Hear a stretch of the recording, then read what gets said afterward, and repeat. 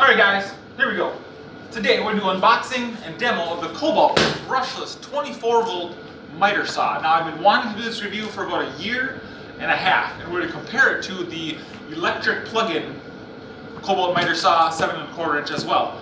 So I just picked this up because of the buy more save more deal. I ended up getting it for like $125. It's freaking a killer deal I had to get. I've been watching it for a long time. Let's unbox it and check it out.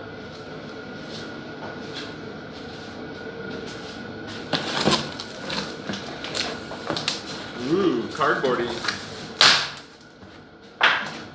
Alright, so you get the hold down clamp, instructions, carry handle. There's a nice Kobalt in it, set in it. The screws for the handle, and of course you get a crappy little dust bag that nobody ever uses.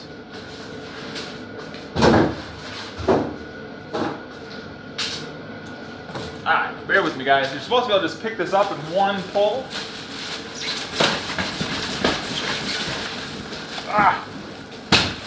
And there we go. Bam! Ooh, isn't she pretty? We're going to loosen up the slides, and then there's a lock right here, like standard miter lock. With cardboard protecting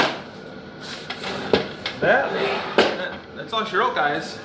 Now, one of the main reasons I wanted this is because it's a dual bevel. We're going to go over all the features, all the specs, and we're going to compare it to the plug-in one. And I'll let you know how I feel about both of them. So we're going to compare it to my plug-in one right here. Very similar. Just this one is slightly better quality. It has a really nice handle here. You lift it up to slide it, and you can lock it in place like this. Where the other one, it has just a tightening screw. That's it. I don't like that at all.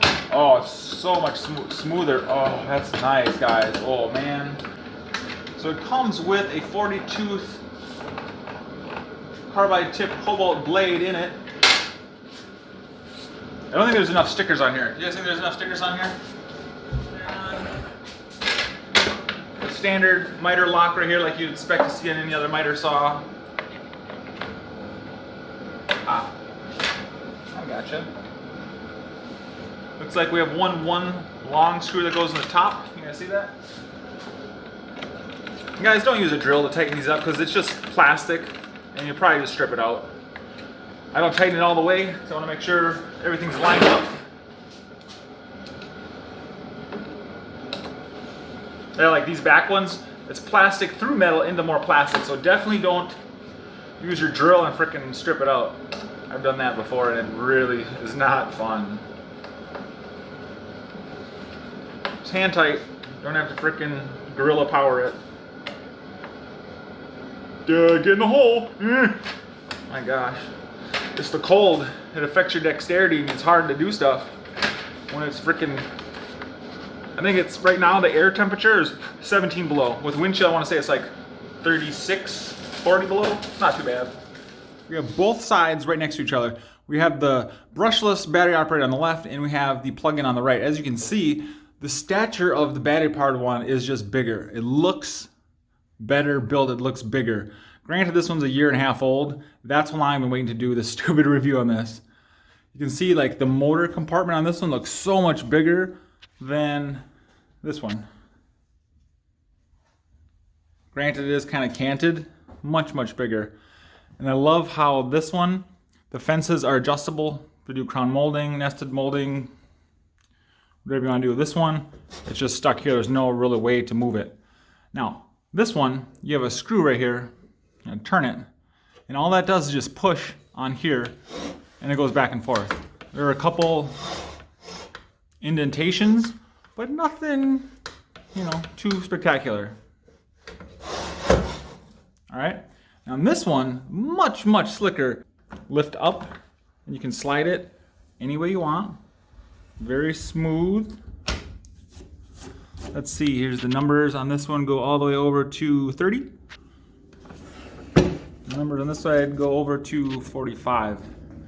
This one goes to 50, to to 50. So this one might be able to do a little bit more tighter angles, but I don't know exactly how accurate this one is. I never tested the accuracy of this. I did do some 45s and it worked okay.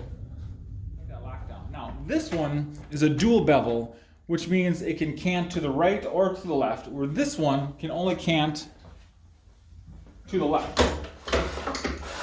Both of them have this standard blue knob. Loosen that up, and then you're able, you got 45 lines, you got a big line at 30, 15, and a 0. Get a close up on that. So there's the lines on the plug-in model. And also the plug-in is a brushed motor. Pops right back up, guys. Just reach around. Let's see, you're righty tighty, then you lock it in place. A lot of people don't like the reach around. That's what she said. They don't like reach arounds. And they have the ones that have the controls on the front, which is really nice. Unfortunately, these ones do not.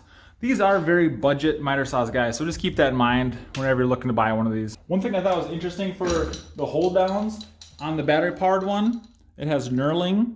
So there's nothing keeping it in the hole except for the force, the pressure itself, where this one, there's no knurling on it. As you can see, there's actually little screws that lock it in place. So that's a little different. They both have the exact same hold, except for one has knurling to hold in place, and this one's held in place by a lock screw.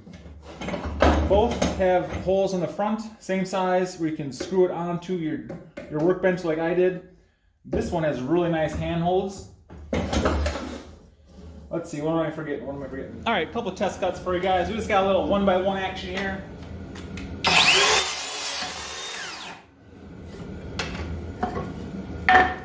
Double it up.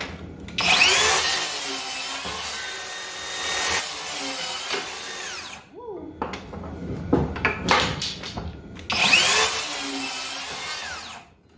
Look how fast that blade stops. That's really nice. You guys can't tell I'm in a hurry because I'm freezing my butt off out here. Very smooth, very fast. I like it a lot. But now, do it hard and fast. Hey, that's what she said. You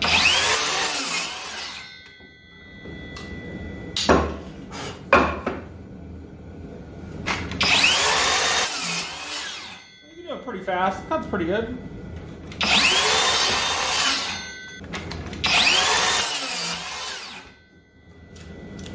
All right, couple cuts there. 6 amp hour battery.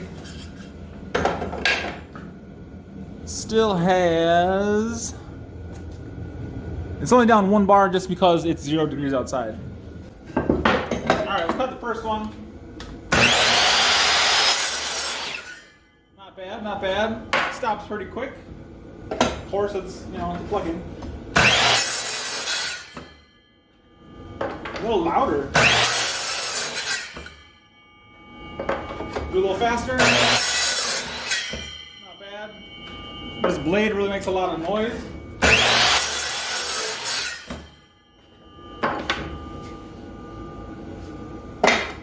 You guys a close up here. Close up there. Now, can you guys see the laser level? Your Uncle Joe's got a laser beam shooting out his eyes. There you go. You have it on or off. On.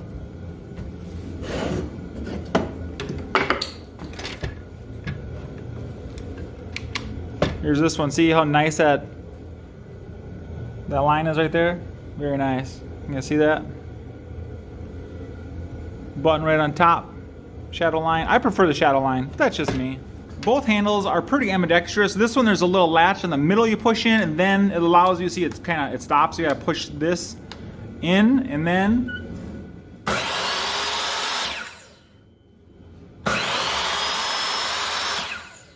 so let's count it. 1 1000, 2 1000, 2 seconds maybe. New one.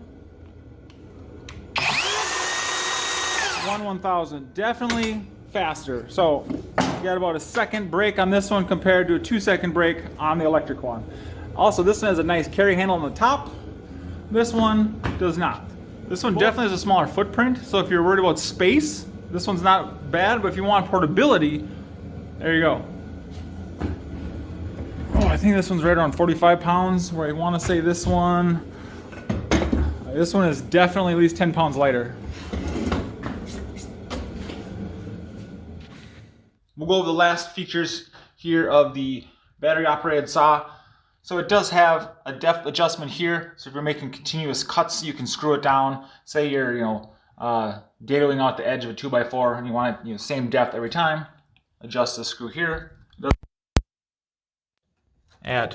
This one is 30, and then the bottom one is 45. So that comes down, hits it, stops at 45.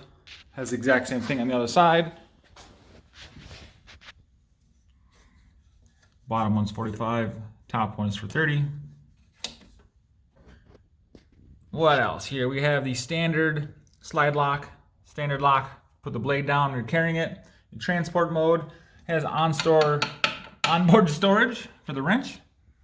These are the locks for the fence. It says it can expand each side out 6 inches, which is kind of nice.